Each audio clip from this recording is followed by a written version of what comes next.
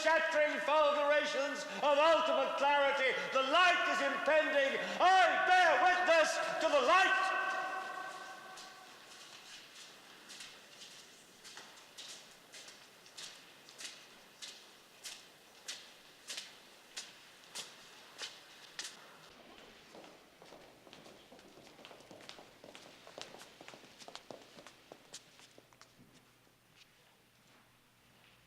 Good morning, Mr. Beale. They tell me you're a madman. Only desultorily. How are you now? I'm as mad as a hatter. Who is it? I'm going to take you into our conference room. Seems more seemly a setting for what I have to say to you. I started as a salesman, Mr. Beale. I sold sewing machines and automobile parts, hairbrushes, and electronic equipment. They say I can sell anything.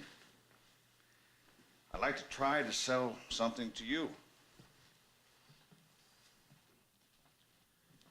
Valhalla, Mr. Beale. Please sit down.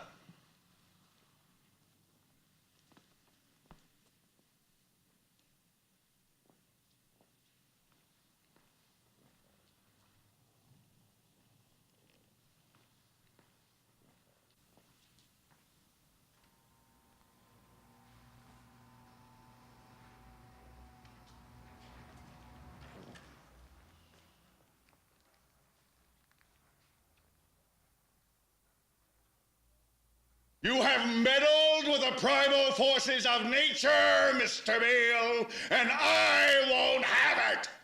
Is that clear? You think you merely stopped a business deal. That is not the case. The Arabs have taken billions of dollars out of this country, and now they must put it back. It is ebb and flow, tidal gravity. It is ecological balance. You are an old man who thinks in terms of nations and peoples. There are no nations. There are no peoples. There are no Russians. There are no Arabs. There are no third worlds. There is no West. There is only one holistic system of systems. One vast and immane, interwoven, interacting, multivariate, multinational dominion of dollars. Petrodollars, electrodollars, multi-dollars, Reichmarks, Rins, rubles, pounds, and shekels.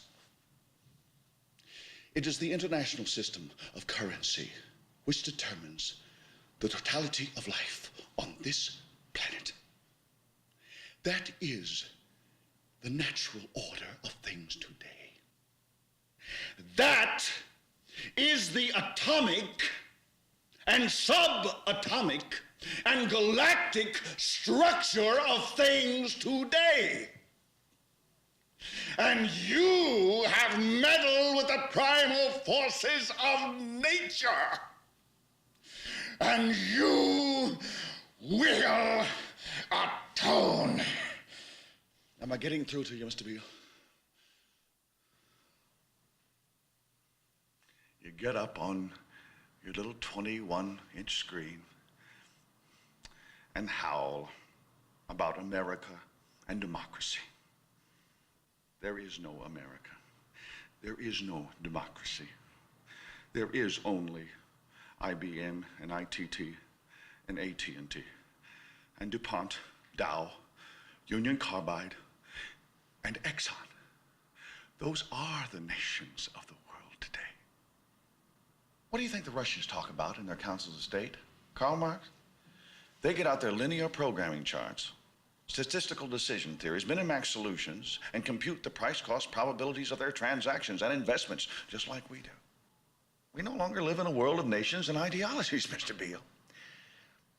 The world is a college of corporations, inexorably determined by the immutable bylaws of business. The world is a business, Mr. Beale. It has been since man crawled out of the slime.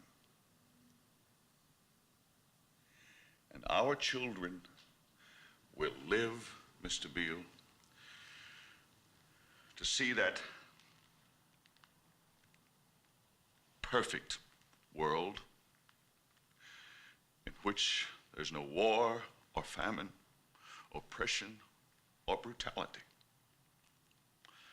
One vast and ecumenical holding company for whom all men will work to serve a common profit, in which all men will hold a share of stock, all necessities provided, all anxieties tranquilized, all boredom amused.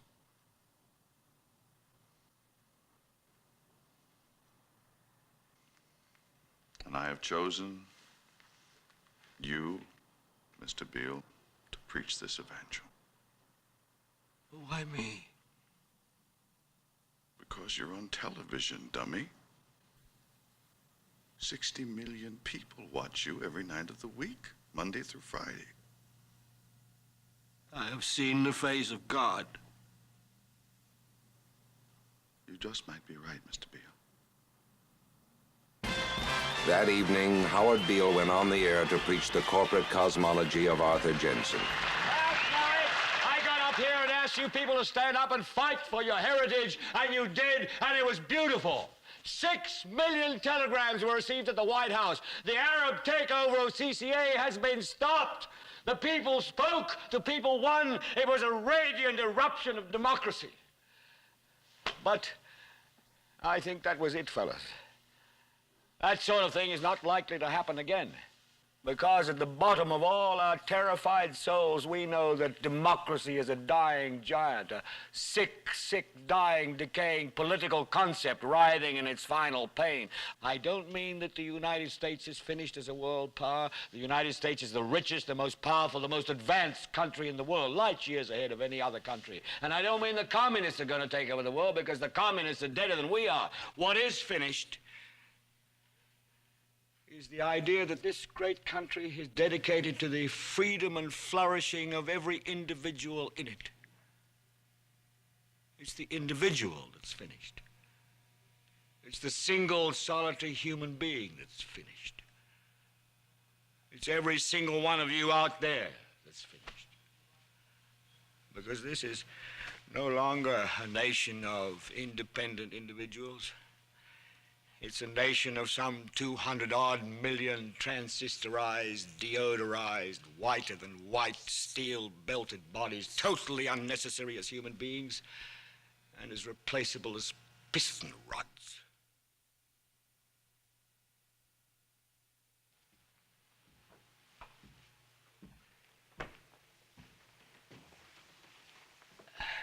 Well, the time has come to say, is dehumanization such a bad word?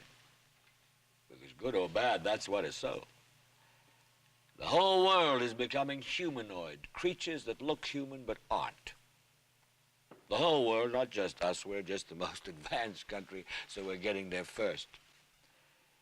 The whole world's people are becoming mass-produced, programmed, numbered, insensate things. It was a perfectly admissible argument that Howard Beale advanced in the days that followed. It was, however, also a very depressing one. Nobody particularly cared to hear his life was utterly valueless.